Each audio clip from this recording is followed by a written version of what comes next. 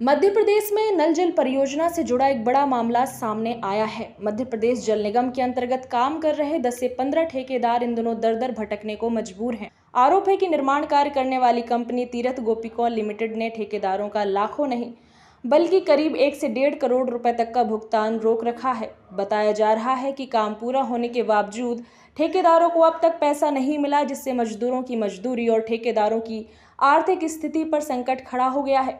नल जल योजना के तहत इलाके में पाइपलाइन बिछाने, टंकी निर्माण और अन्य कामों में लगे स्थानीय ठेकेदारों का आरोप है कि उन्होंने समय पर काम पूरा किया, मजदूर लगाए और सामग्री खरीदी, लेकिन महीनों गुजर जाने के बाद भी भुगतान नहीं किया गया। देखिए इस रिपोर्ट में ठेकेदारों ने क्या कहा। हम लोगों की जो है कि हम सभी लोगों ने 9वां ब्लॉक में TGL कंपनी से जल जीवन मिशन का काम का टेंडर लिए। उसमें हम सभी लोगों ने, किसी ने सप्लाई का काम किया, किसी ने लेबर सप्लाई का काम किया, किसी ने पाइपलाइन बिछाने का कार्य किया। ऐसे हम सभी लोगों ने कार्य किया। सब लोगों के पास उनका वर्क ऑर्डर सब कुछ। उस एवज में कंपनी जल निगम ने मिलकर जो भी किया हो उनमें 100-150 करोड़ रुपए की फर्जी बेजी लगा के कंपनी ने फ्रॉड कर दिया। फ्रॉड किया, कंपनी ब्लैक लिस्टेड हो गई।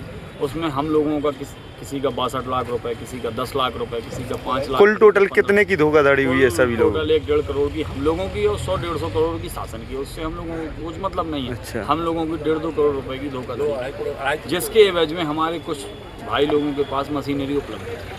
हम लोग मशीनरी इस उद्देश्य से रखे हुए थे कि कंपनी आएगी मशीनरी लेने, हम लोगों का पैसा देगी।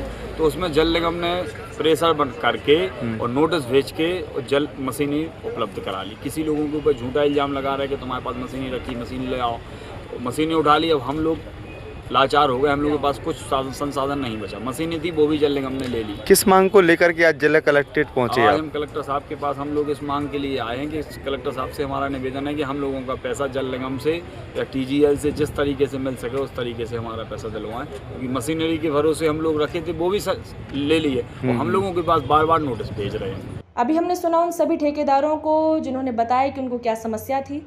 मामला यहीं खत्म नहीं होता। जिन ठेकेदारों का भुगतान अटका हुआ है, अब उन्हीं के घरों पर जल निगम की ओर से नोटिस भेजे जा रहे हैं।